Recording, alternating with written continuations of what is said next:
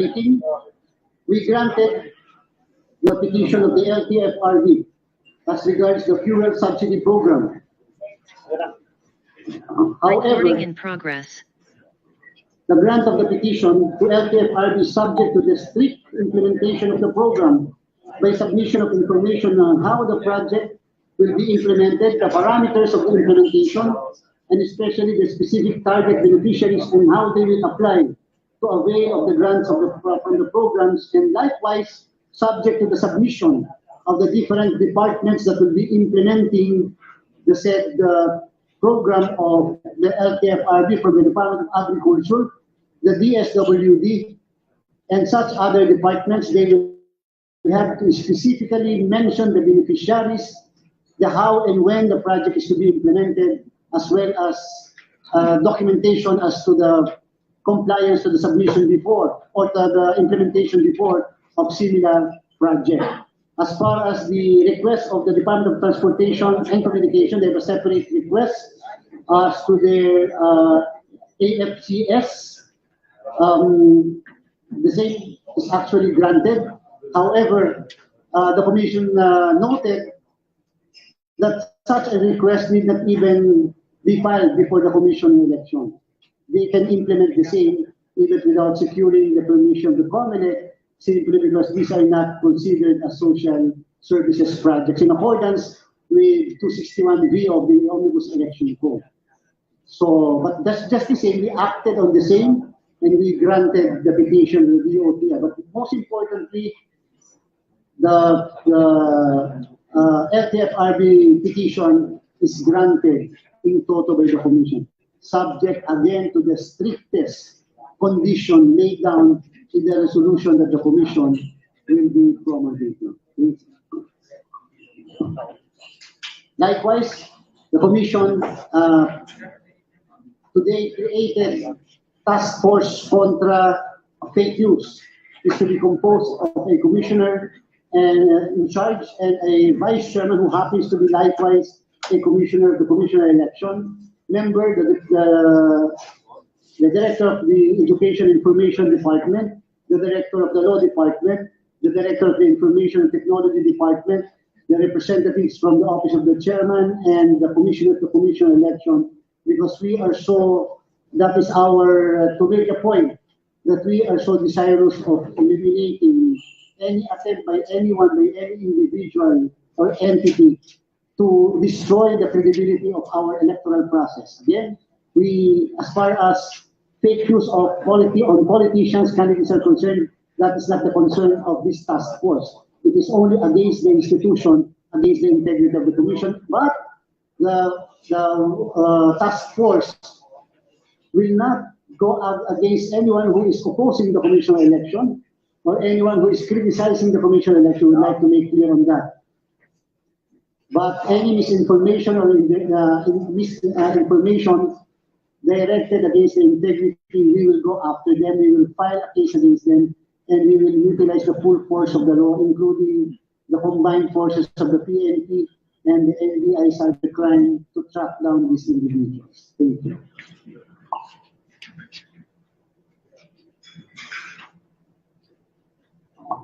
Thank you, Com George. May I hand it over to Commissioner Marlon for news about the printing committee as well as OFO. Yes, magandang hapon sa lahat. I would like to report or announce to the public that with regards to the printing of our official ballots, as reported last week, we already concluded the printing of our official ballots. That is around 67,442,616. That was concluded last April 2, 2002. However, the activity of the printing committee does not end upon printing of the last official ballots, because there's still another process, which is the verification process. The verification process still continue, and as of date, 83.93% has already been verified, and 14.44% subject for verification. And after verification, there will be a pending reprint, that is 0.013.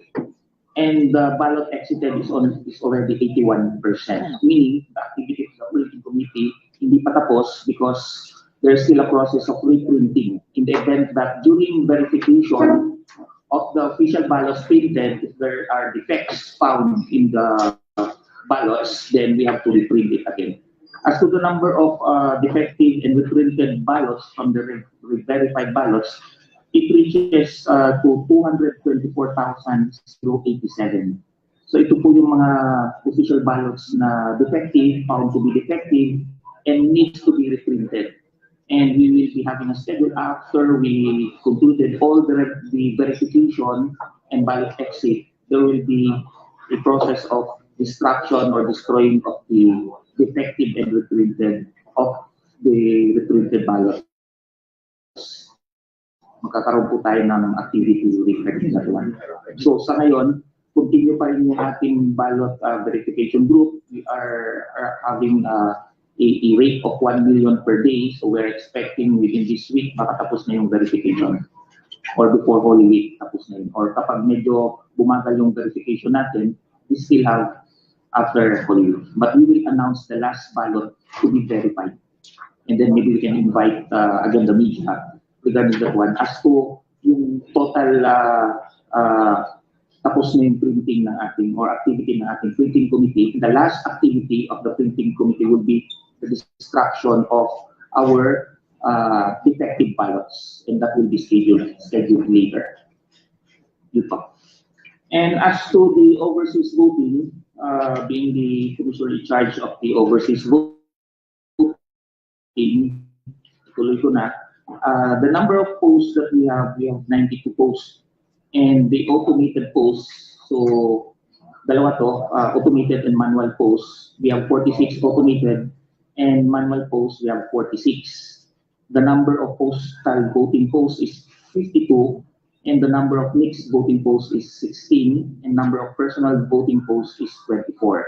Our total number of registered voters for the overseas voters is 1,697,215. Ito po yun. However, we have this, I think we will be declaring a suspension of election in the certain area like in Baghdad, Iraq, in Tripoli, Algeria, Chad, Tunisia, Libya, in Islamabad, PE, Afghanistan, and in Ukraine, Warsaw, PE. So, however, the total affected overseas voters is only 127. So, medyo maliit lang. But recently, we approved sa NBank po natin with the suspension of the voting this coming April 10 for the post of Shanghai. Alam naman natin ang nangyari sa Shanghai, there's a indefinite lockdown in Shanghai. But once the lockdown is lifted, then we will proceed with the voting of Shanghai PE. And in Shanghai PE, we only have 1,600 plus registered voters. And with regards to the FTS, the final testing and sealing of the overseas voting, continue po tayo until April 7. Last week, I went to Thailand to witness the final testing and sealing, and it was successfully tested naman yung ating machine, it properly works, so walang problema doon. In other areas, nagsimula na rin yung kanilang final testing and sealing, and in some areas na medyo ma-extend sila from April 7 because of some COVID situation, like in Sydney, yung SBI member natin nagkaroon ng COVID isolation until April 7. In Osaka, BCM, pending release of our clearance from Japan Ministry, and New York, BCM still en route to post. So if arrive later than April 7, then the FTS will continue. As to the status of the training and the OSC certification, all the 46 posts has already conducted the training. Pumunta yung ating mga yung ating mga trainers, including our commissioner and supervising commissioners, one in Dubai, one is in New York, and one is in Athens, to conduct the training of the 46 posts. And all the SBEIs were certified by the DOST. And for the manual, tapos na po rin yung ating training for the manual AES using manual elections has already been completed. And with regards to the initiative of the overseas voting, Office of the Overseas Voting, to increase the number of voting turnout, we passed a resolution 2 weeks ago, the concept of vote anywhere.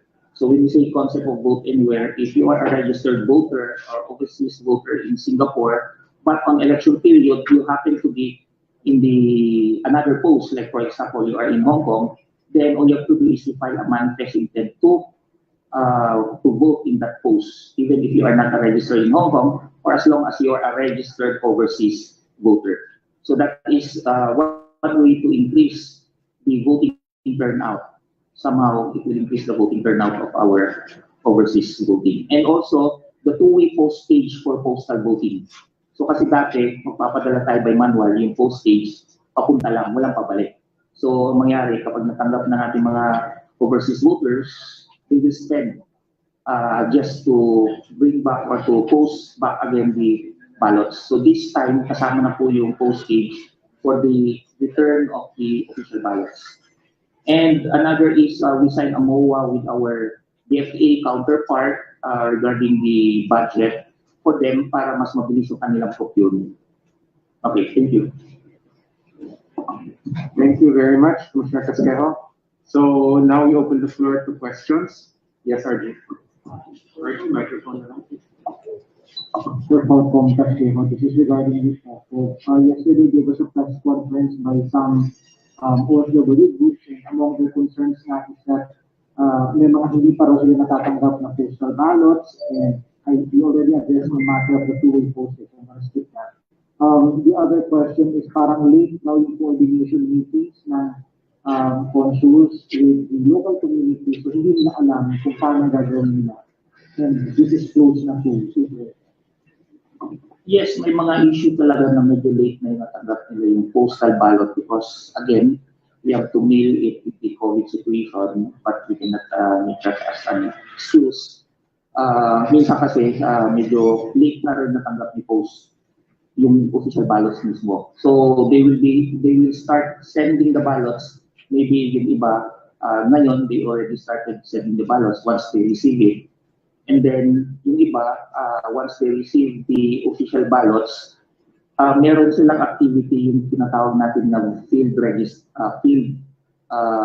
voting. Meaning they will go to the area, like for example in Thailand, when I was there, yung planning nila is already approved by the NBank. They will go to the province of Phuket and then they will do there the voting. So kasi yung mga iba kasi malalayo, they cannot go to the embassy. So ito yung mga naging move din ng ating DFA post regarding that one.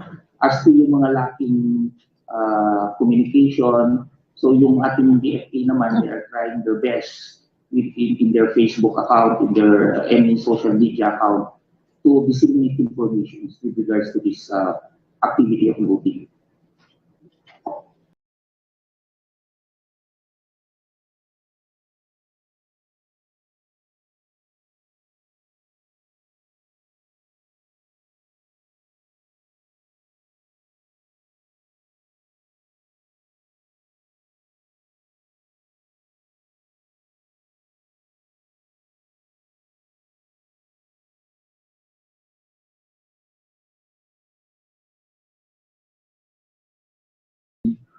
How the task force would address this complaint.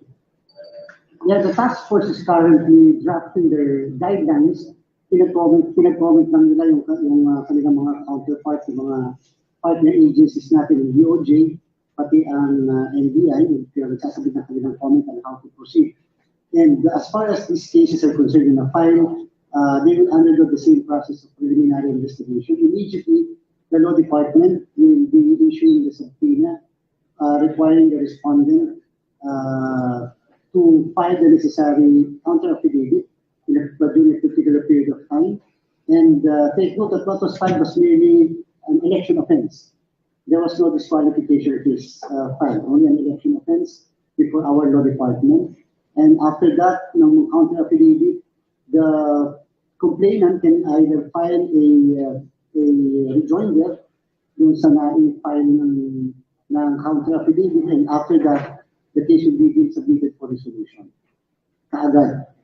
So, but just the same, since the law department is part naman ng task force kontra bigay, then that's already what they are going to do. Even before the actual meeting of the task force, Commissioner Ferolino will immediately convene the task force. At sabi nga natin, hindi imposible na tumanggap lang sila ng complaints, kung hindi, pati na rin yung motu proprio. So gagawin din ng task force na yun. Pero just kasi nagpapasalamat tayo dahil may mga nagpapay na ng mga kaso. At least, nagpapay ng mga kaso, may mga naka-attach yung mga ebidensya, makikita natin yung ebidensya, masasagot yung mga ebidensya, and therefore, nabibigyan ng due process kahit yung respondent. Sana nga, despite the fact na respondent sila, we afford the respondent or respondents in the future yung opportunity to be heard, yung due process and the presumption of innocence. Yun naman talaga dapat muna. So yung other one, I'm still verifying the other one, but definitely dalawa yung nag-file kahapon. I'm hoping na madami pang mag-file para ma-formalize ang lahat. Hindi lang sa social media natin nakikita yung mga complaints laban sa mga alleged vote buyers at saka vote sellers. Sir, follow-up to that. Sir, yung mga magpa-file in the future ng vote buying cases, can they also include yung disqualification ng respondent? And yung mga na-file na, can they amend their petition to include DQ? Yung mga ganun kasi, pagka sa law department namin, walang jurisdiction sa disqualification cases. It's a separate case arising out of the same action. So, iba yung vote buying, iba yung disqualification case. Well, in this case, the petitioners, the complainants will avail of the vote buying as an election offense. So, gusto siguro ipakulong yung kung sino man yung respondent, 1 to 6 years imprisonment. So let's see what will happen next. But as far as the Comelec is concerned, just like the ordinary cases that we are handling, we will immediately dispose of these cases. Sir, pero pwedeng i-lump together yung vote buying and disqualification? Technically hindi. Magkaiba yung opisina na mag-handle. A disqualification case involving this nature will be filed before the clerk of court. Siyempre may filing fee. Wawa naman ang komisyon kung wala kang masisingil ng filing fee. At the same time, yun namang criminal complaint for election offense will have to be filed before the law department.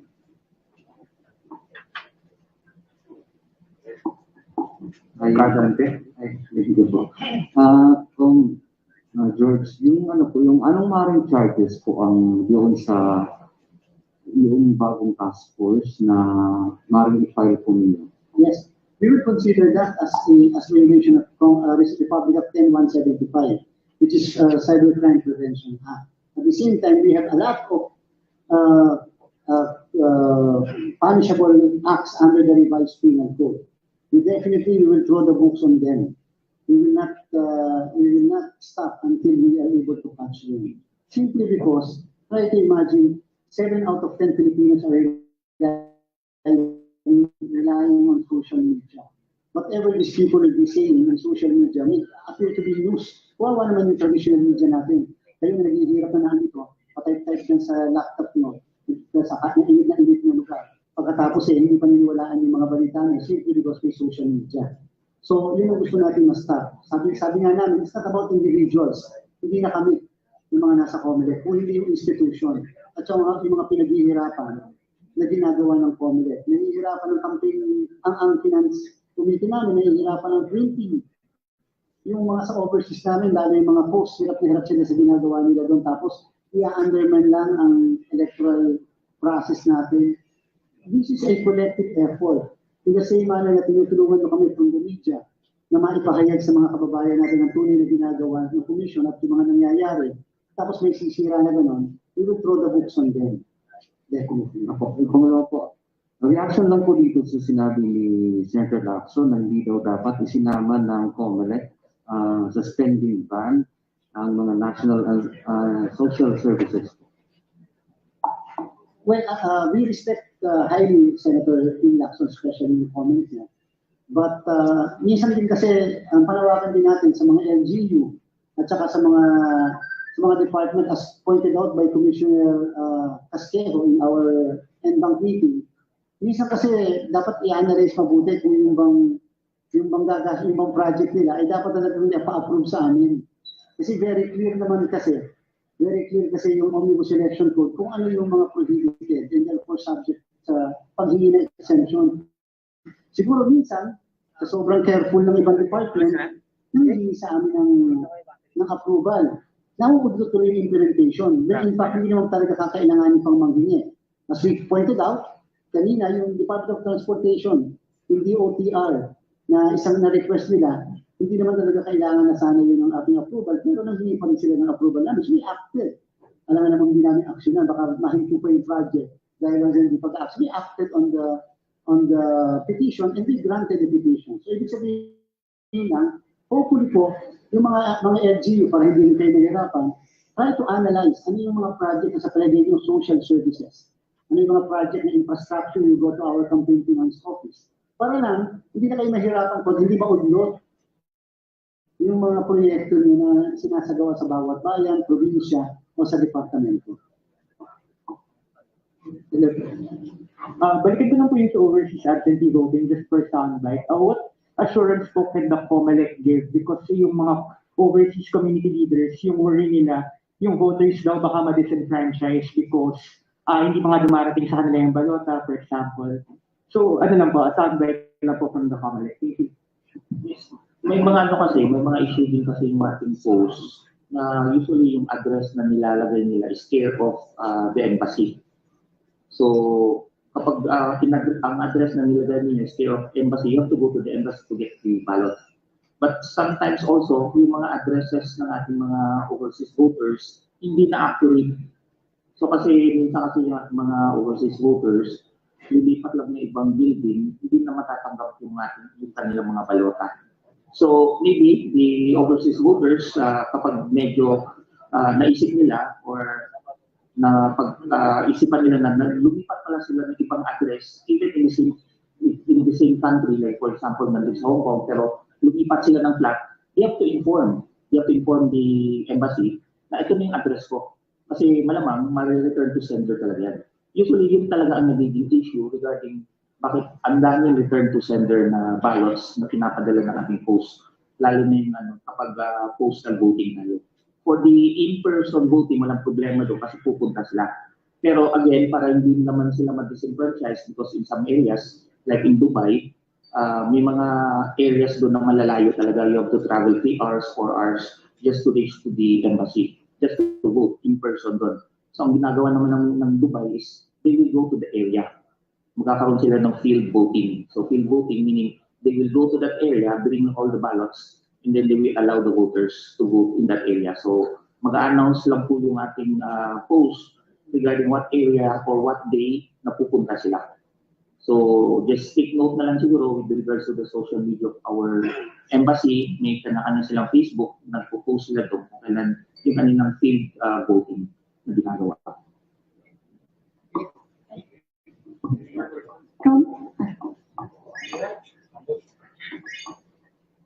Hello? Yes, for Commissioner Garcia po, just a follow-up on the LTFRB's exemption.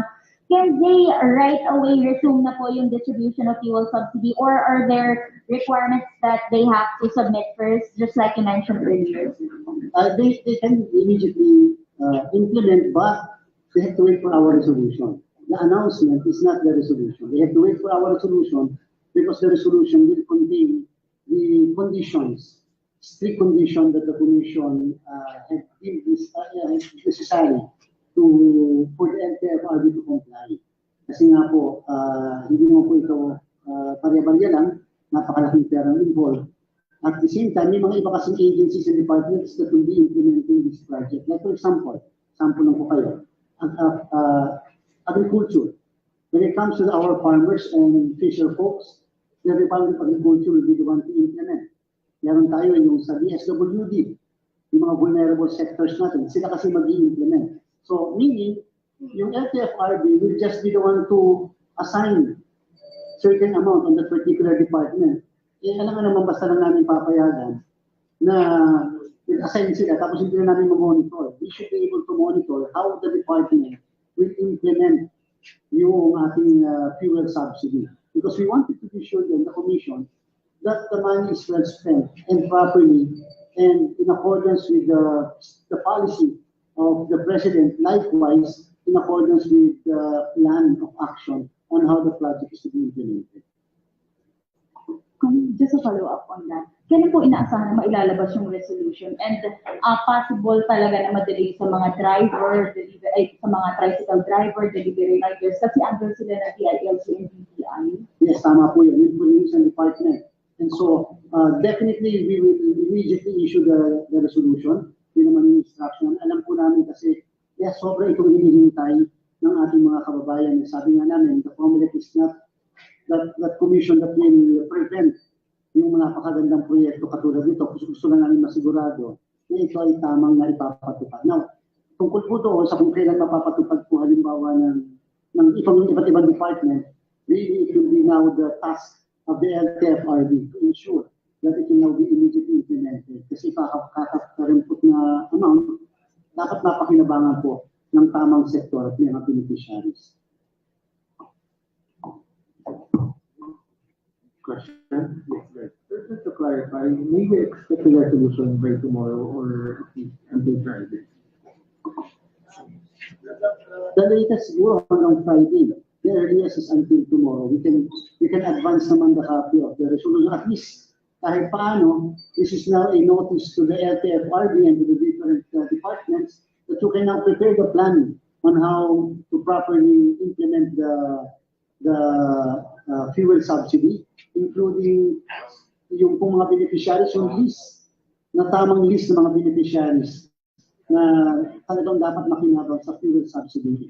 So at least po, ina-announce na namin, approve na po ang inyong request. Huwag na po kayong mag-alala, lalo na po yung mga drivers natin, mga farmers, lalo na rin po mga tricycle drivers natin. Approve na po yan, and we will immediately come up with a resolution. Another topic, sir, yung precinct and post finder, kailan po natin inaasahan maging available na po? Actually, hindi pa siya live. They're still in the middle of testing, pero hopefully by next week up na siya. Sir, questions from the Zoom room. First is a question from Nika Hanopol of Verifiles. Can you clarify the mandate of the task force on fake news? Will it cover yung mga candidates who spread misinformation and disinformation online? How will the task force address this? As far as yung mga fake news against and for a candidate, sa bandang huli, bahala sila sa kanilang sarili. They can properly defend themselves. Kasi kung isipin nyo, kung handle namin lahat, yun, napakadami yun. Isipin nyo kung gano'ng kadami ang kandidato sa buong Pilipinas na may kanya-kanyang fake news. Either kinakalat laban sa kanila o kinakalat nila laban sa ibang kandidato. But what we are so worried at this point, yung mga ikinakalat laban sa komisyon. Meaning sa komisyon at saka doon sa process natin. For example, what if sasabihin nila, hindi pa tapos ang balota. Yung mga balota yan, hindi pa naman talaga tapos ang printing yan. Yung mga yan ay ginagawa pa sa ibang lugar, whatever. That is really a fake news. In-announce na ng chairman ng printing committee, tapos na yung printing. Di ba? Question, is that actionable? Then papasok yung, kaya nga may DOJ tayo, then din papasok yung aming, yung NBI cybercrime at saka PNP, at least to go after these people, especially if it is criminal. Remember, but we still have to apply later on for the necessary search warrant, the usual processes kapag kami nakukomit na crime. Ang sa amin lang, para lang kahit paano, ma-protect lang natin yung integrity. Kasi very, very important sa atin yun. Kasi nagpapakahirap ang lahat. But again, I will clarify and we will be coming up with the necessary guidelines. Being the commission in charge na delete na talaga ng NBank, we will immediately call for a meeting so that we can draft the guidelines. We can call na the partner agencies, but we will tap likewise even we will tap even Facebook, and such other platforms. Kasi may MOA naman kami sa kanila. So, this is a coordinating effort. Tumingi kami ng tulong. Natulungan niyo po kami. Kasi yan po yung problema ng ating bansa ngayon, fake news. Kahit man lang itong eleksyon na ito, mas-save natin yung commission from fake news. Because we, in the commission, sina Commissioner Casquero, kami, sina Director Jim, and especially our chairman, we will definitely tell you the truth. We will be very open. But therefore, anything outside of what we are saying definitely will be fake news. Sir, one last question. Speaking of attacks on the integrity of the Commission, Rick Verdos from Verifiles also asks, a Facebook video claimed, quote, na brownout lang, biglang namuna si Lenny Robredo. So questions. First, did any brownout or blackout affect vote counting during the 2016 elections? Number two, in the early evening of May 9, 2016, Marcos led the VP race. The morning after, May 10, 2016, Robredo got the lead. The video claims that this was caused by a brownout. Any reaction? Number three, assuming a widespread power outage during the 2022 elections, how could it affect vote count? Could it lead in any way to election fraud or candidate getting more votes? Yung po mga nangyari before, kung ano man yung mga fake news before the 2022 elections, hindi po natin yung cover. Ang cover po na natin ay yung mga fake news patungkol sa 2022 election. So focus po muna tayo doon dahil yun po yung problem natin. Yung mga problem in the past, that will be dealt in the future perhaps. But what we are dealing is yung present na scenario natin. And up to May, ilang araw na lang po election na, and ayaw natin ma-undermine pa itong nangyayari sa atin. Now, tungkol po sa brownout, again, the Commission is constantly monitoring the power situation every week. Meron po tayong coordination with the Department of Energy. Nakikipag-coordinate po tayo. Huwag kayong magkalala dahil nga po yung aming battery na pin-repair ni Commissioner Casquero ay kahit isang buong linggo pwedeng gumana yung mga battery ng aming mga vote counting machines. And therefore, kahit mawala naman ang kuryente, doon sa araw na yun, walang effect sa ating po mga vote counting machine, even our CCS. So, wala tayong nakikitang problem. At saka yung sinabi na brownout lang, nagka-problema na, computerized po tayo, computerized. Yung mga siguro dati, yung mga panahon before, yung mga manual election, baka po may mga ganon, yung nawawala ng kuryente, nababalita, but not under the present computerized system natin. Are there any questions? Lana? All right, thank you very much.